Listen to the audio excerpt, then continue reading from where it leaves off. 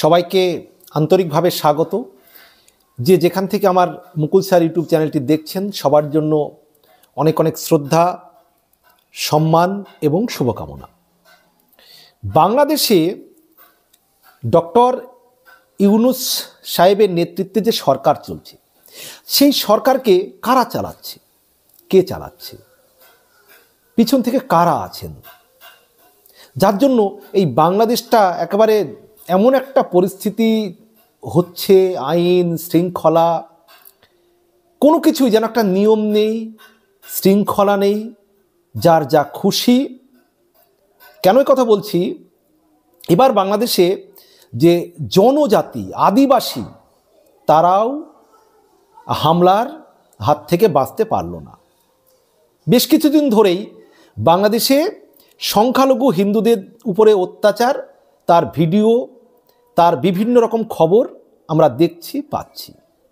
এবং এই যে বাংলাদেশের যে জনজাতি বা আদিবাসীদের উপরে যে হামলা হয়েছে, বর্বরোচিত হামলা, এই হামলার প্রতিবাদ জানিয়ে বাংলাদেশের বহু সংগঠন কিন্তু প্রতিবাদে পথে নেমেছে, প্রতিবাদ করছে। বিএনপির যে সংগঠন ছাত্র দল, তারাও কিন্তু এই জনজাতির উপরে, আদিবাসীদের উপরে অন্যায় অত্যাচার এবং তাদের উপরে যে হামলা হয়েছে তার প্রতিবাদ কিন্তু করেছে। কি ঘটনা সবটাই বলছি, ভিডিওটি সম্পূর্ণ দেখবেন এবং আপনাদের মতামত জানাবেন। খুব অবাক লাগছে যে কি চলছে বাংলাদেশে, আপনারা জানাবেন আপনাদের মতামত। উগ্র জাতীয়তাবাদী ছাত্রদের হাতে নির্যাতনের শিকার হতে হলো এবার বাংলাদেশের আদিবাসী, যারা জনজাতি আদিবাসী তাদের। এই উগ্র ছাত্রদের দাবি, আদিবাসী বা জনজাতি পরিচয় দিয়ে দেশে বাংলাদেশে কারো থাকা চলবে না। বাংলাদেশে যদি বসবাস করতে হয় তাহলে সকলকেই বাঙালি পরিচয় ও সংস্কৃতি পালন করতে হবে। আচ্ছা, আমি এই কথাটি যদি ব্যাখ্যা বিশ্লেষণে আসি, প্রত্যেকটা জাতি যেখানে থাকেন তাদের একটা নিজস্ব রীতি আছে, নীতি আছে, সংস্কৃতি আছে। সেই সংস্কৃতি কি কেউ কেড়ে নিতে পারে কোনো দেশ? এই যে যারা যে উগ্র সংগঠন এটা করছে, তারা কি দেশের সংস্কৃতি, দেশের রীতি নীতি একটু জানেন, খোঁজ রাখেন? বিশ্বের যে দেশ রীতি নীতি সংস্কারের প্রতি শ্রদ্ধাশীল নন, অতীত ইতিহাসের প্রতি শ্রদ্ধাশীল নন, সেই জাতি ধ্বংস হয়েছে। ভবিষ্যতেও যারা এরকম করবে তারা হবে। রীতি নীতি এবং যারা অতীতকে, ইতিহাসকে যদি আপনি শ্রদ্ধা না করেন, যারা দেশের অবদান রেখেছে তাদেরকে যদি আপনারা শ্রদ্ধা না করেন, বাংলাদেশে যা হচ্ছে, তারা তো ইতিহাস মানতে চায় না, রীতিনীতি মানতে চায় না, অতীতে দেশের জন্য অবদান রেখেছে তাদের শ্রদ্ধা রাখতে চায় না। কি কারা এরা কি কোন গ্রহ নক্ষত্র কোন জায়গা থেকে এসেছে? অন্য কোনো গ্রহ নক্ষত্র থেকে এসছে নাকি কই মিলগায়ের মতো? এদের যে চিন্তা ভাবনা আর এই যে সমন্বয়ক এবং এই যে ছাত্র নামে যারা বিভিন্ন রকম কাণ্ড কারখানা করছে, এদের যে বডি ল্যাঙ্গুয়েজ, এদের যে কথা বলার ধরন, এই তো একটা সেই উগ্র, সবসময় যেন একটা মারবো, ধরবো, দাঙ্গা বাঁধাবো, অশান্তি ক্রিয়েট করবো, সেরকম একটা ভাবনা। এরা কারা? এ তো অবাক ব্যাপার, বাংলাদেশে কি চলছে সব। তো যাই হোক, আদিবাসী ও জনজাতি পরিচিতির স্বীকৃতির দাবিতে সংক্ষুব্ধ আদিবাসী ছাত্র জনতা নামে একটি সংগঠনের কর্মসূচির উপরে স্টুডেন্টস ফর সভারেন্টি নামে এই উগ্রপন্থী ছাত্ররা পুলিশের সামনেই গত বুধবার হামলা চালিয়েছে। লাঠি নিয়ে, রড, তারপরে যে ক্রিকেট খেলার উইকেট দিয়ে একবার হামলা, তাদেরকে একবার প্রচণ্ড পরিমাণে মার প্রহার এবং বহু অনেক জনজাতির ছাত্র তারা গুরুতরভাবে আহত হয়েছে। আর আক্রমণটা করেছে কারা? স্টুডেন্টস ফর সভারেন্টি, আদিবাসী যে ছাত্রদের যে একটি সংগঠন, তারা যে আন্দোলনটা করেছিল যে তাদের আদিবাসী যে পরিচয়, আদিবাসী তাদের যে সংস্কৃতি, সেগুলো রক্ষা করতে হবে, এই দাবি তাদের। কিন্তু না, বাংলাদেশে থাকতে গেলে স্টুডেন্ট ফর সভারেন্টি এদের কথা হচ্ছে সবাইকে একেবারে বাঙালির যে পরিচয়, বাঙালির যে সংস্কৃতি, সেটা পালন করতে হবে, ব্যাস, মারধর।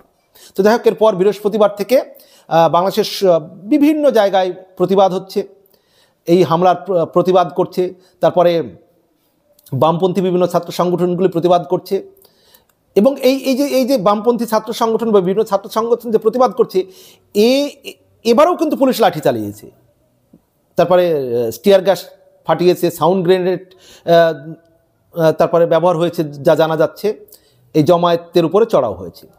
আর এই সব মিলিয়ে উগ্রপন্থী ছাত্রদের পিছনে প্রশাসনের ছত্রছায়ায় স্পষ্ট হয়েছে বলে অভিযোগ করছেন কিন্তু জনজাতিরা, যে এই যে উগ্রপন্থী যে ছাত্র সংগঠন, এই উগ্রপন্থী ছাত্র সংগঠনের পিছনে পুলিশ রয়েছে, অর্থাৎ ডক্টর ইউনূস এই উগ্রপন্থীদের মানে নিরাপত্তা দিচ্ছেন, সহযোগিতা করছেন, লালন পালন করছেন এই উগ্রপন্থীদের।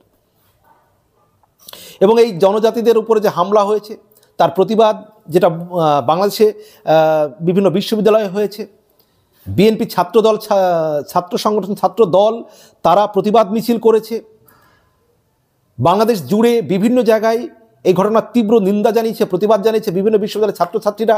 বিশ্বজুড়ে বুদ্ধিজীবী সাহিত্যিক তসলিমা নাসরিন এই ঘটনার প্রতিবাদ করেছেন তিনি, এবং প্রধান উপদেষ্টার যে মোহাম্মদ ইউনূস প্রচার বিভাগ থেকে একটি বিবৃতি দিয়ে জনজাতি ছাত্রদের উপরে হামলার নিন্দা জানানো হয়েছে। এইটুকু কাজ করেছেন, আর মহান কাজ করেছেন, নিন্দার কাজ। জনজাতিদের, সংখ্যালঘুদের নিরাপত্তার সুনিশ্চিত করতে পারেন না ডক্টর ইউনূস সাহেব।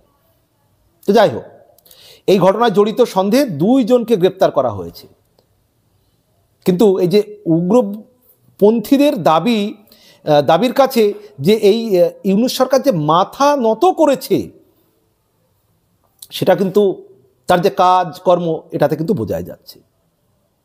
নাহলে এই যে আদিবাসী ছাত্রদের উপরে এই হামলা হতো না, এবং আদিবাসী ছাত্ররাও মনে করছে যে ইউনূস সরকার এই উগ্রপন্থীদের কাছে মাথা নত করেছে। একটু ঘটনাটা কেন কি একটু বলে নিই। সম্প্রতি নবম ও দশম শ্রেণীর নতুন পাঠ্যপুস্তকে একটি দেওয়াল লিখন ছাপা হয়েছে, যাতে বলা হয়েছিল বাংলাদেশের মুসলিম, হিন্দু, বৌদ্ধ, খ্রিস্টান, আদিবাসী নির্বিশেষে সকলের বাসস্থান বাংলাদেশ। বাংলাদেশ সকলের, হিন্দু, মুসলিম, খ্রিস্টান সকলের বাসস্থান বাংলাদেশ। স্টুডেন্ট ফর সভারেন্টি নামে ভুইফোর সংগঠনটি আদিবাসী শব্দটি নিয়ে আপত্তি জানায়। এই যে, এবং এ ব্যাপারে আনন্দবাজার অনলাইন, পশ্চিমবঙ্গের আনন্দবাজার অনলাইন একটি সুন্দর প্রতিবেদন করেছে, আপনার প্রতিবেদনটি দেখে নিতে পারেন। স্টুডেন্ট ফর সভারেন্টি নামে একটি সংগঠন আদিবাসী শব্দটি নিয়ে আপত্তি জানায়। যে কোনো সরকারি দপ্তর বা সংগঠনে আদিবাসী শব্দ ব্যবহার বন্ধ করার দাবিও জানায় এই সংগঠন। সেই আপত্তি শিরোধার্য করে সরকারি নির্দেশে পাঠ্য বই থেকে শুধু যে এই দেওয়াল লিখনের ছবিটি বাদ দেওয়া হয় তাই নয়, আদিবাসী সংশ্লিষ্ট বেশ কয়েকটি সরকারি সংস্থার নামও বদলে ফেলা হয়। মানে আদিবাসী সংশ্লিষ্ট কয়েকটি যে সরকারি সংস্থা, সেগুলোর নামও বদলে ফেলা হয়। অনেকের অভিযোগ, প্রভাবশালী মাথা এই সংগঠনের পিছনে না থাকলে সরকার তাদের এই দাবিকে গুরুত্ব দিত না। এরপরেই দেশের সব জনজাতি ও আদিবাসী পরিচিতির স্বীকৃতির দাবিতে জনজাতি ছাত্ররা জমায়েতে কর্মসূচি নেয়, আর যার ফলে এই যে এই ভয়ঙ্কর হামলা। এবং পার্বত্য চট্টগ্রামের খাগড়াছড়ি ও রাঙামাটিতে গোটা দিন বিক্ষোভ চলে, এবং সারা দেশে বিভিন্ন দল ও সংগঠন এই হামলার বিরুদ্ধে প্রতিবাদ করছে। ডক্টর ইউনূস সাহেব কী বলবেন, এবং আপনারা এই প্রতিবেদনটি আনন্দবাজার অনলাইনেও দেখে নিতে পারেন।